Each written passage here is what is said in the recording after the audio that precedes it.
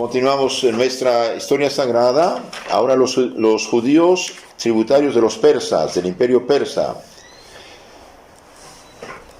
Hemos visto que los persas, el rey Ciro de los persas y medos, en 539-38, destruye el imperio de Babilonia, toma el control de la nación.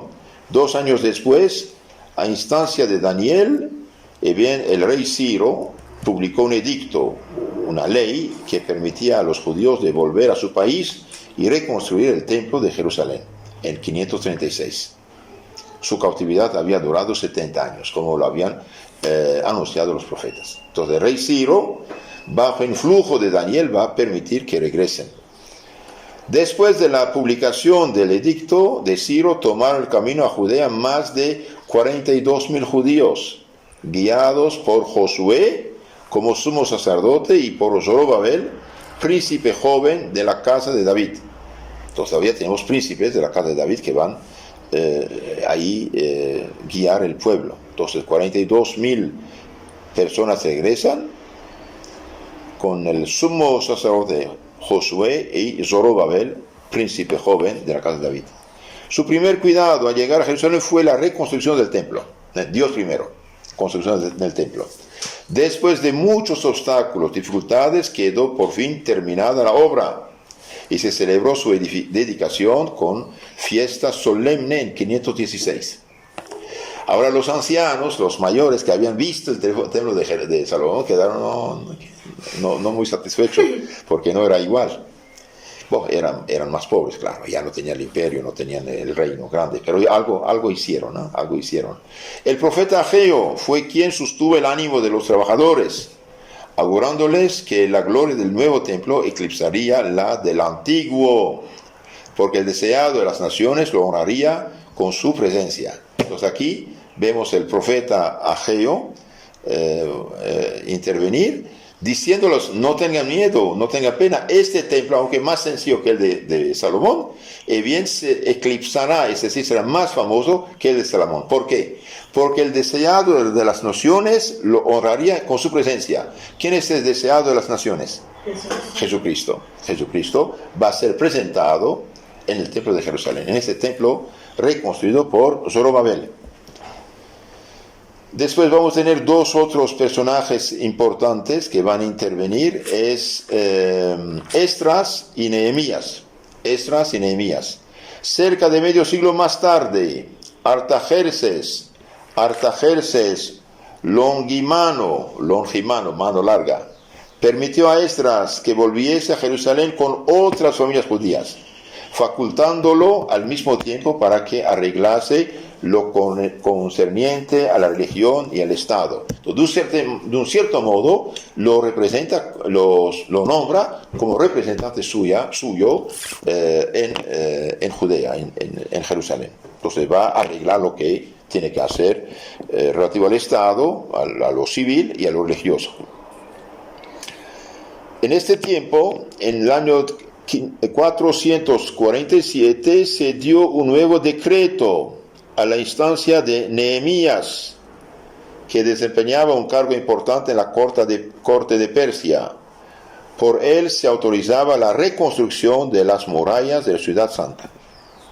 Entonces, una ciudad que tiene murallas puede protegerse más fácilmente de los enemigos. Ustedes ven aquí estos personajes que intervienen en la vida del pueblo de Israel, están muy cerca del rey, tienen poder político, entonces tienen fuerza de hacer lo que tienen que hacer, porque tienen el apoyo del rey. Entonces aquí el rey, mediante Nehemías, alto funcionario del gobierno persa, él, siendo judío, recibe el permiso de reconstruir las murallas. Emprendióse con ardor el trabajo, quedó concluido a los 50 días, a pesar de las hostilidades de algunos pueblos vecinos que lo miraban con recelo, especialmente de los samaritanos, no querían que tuvieran muralla. Entonces, de un lado construyendo, de otro lado tenía que tener la espada cerca para defenderse. Va a pasar otra cosa en este momento, la reorganización moral, religiosa y política del pueblo. Noten esto. Reorganización moral, religiosa y política del pueblo. puesto de acuerdo con Esdras, que era sacerdote y doctor de la ley, emprendió luego Nehemías la reorganización moral y religiosa de su pueblo. Corrigiéronse los abusos introducidos en el culto divino, una verdadera reforma. Entonces van a corregir, uno, los abusos litúrgicos, podemos decir. Recordóse al pueblo la ley de Moisés al reunirse para la fiesta de los tabernáculos, así como su antigua alianza con el Señor, tan solemne y rápidamente renovada. Entonces los sacerdotes leían la ley y los levitas, porque los diáconos, los acólitos, decían: cálmense, escuchen, no hagan ruido, escuchen. Entonces había una tarima, el sacerdote leía la ley y el pueblo escuchaba. Entonces van, uno, eliminar los abusos; dos, recordar al pueblo la ley de Moisés y en la fiesta, y instruirlos y renovar la alianza. Desde entonces quedaron los judíos constituidos de nuevo en nación, formando bajo la benévola soberanía de Persia una especie de república a cuya cabeza estaban el sumo sacerdote y un consejo supremo llamado Sanhedrin, un consejo de las personas notables del pueblo. Entonces aquí Israel ya es nación, claro, no independiente totalmente porque depende del rey de Persia, pero ellos tienen libertad de ejercitar su culto, su religión, tienen su idioma, claro, y también tienen sus jueces. En los imperios actuales, antiguos, no era como ahora un pueblo, una nación. Había varios pueblos, varios pueblos en el mismo territorio, cada quien según sus costumbres. En ese tiempo desapareció la distinción de las tribus y se dividió el país en 4 provincias: al oeste del Jordán, Judea, Samaria y Galilea, y al este, Perea. Entonces el territorio va a dividirse en 4 partes, pero ya no hay tribus. ¿Por qué? Porque las 10 tribus del norte desaparecieron por completo. Por ser infieles a Dios desaparecieron, y los sobrevivientes de las tribus del norte que los asirios habían llevado, unos 732 antes de Cristo, los sobrevivientes, los que todavía quedaron judíos, se mezclaron con los judíos de Judea, y formaron el nuevo pueblo. Entonces ya no hay tribus. Reorganizada así, la Palestina recobró su antigua prosperidad, merced a la profunda paz de que disfrutó cerca de un siglo, hasta la muerte de Alejandro Magno en 323. Entonces, en 323, bien, va a pasar otra cosa.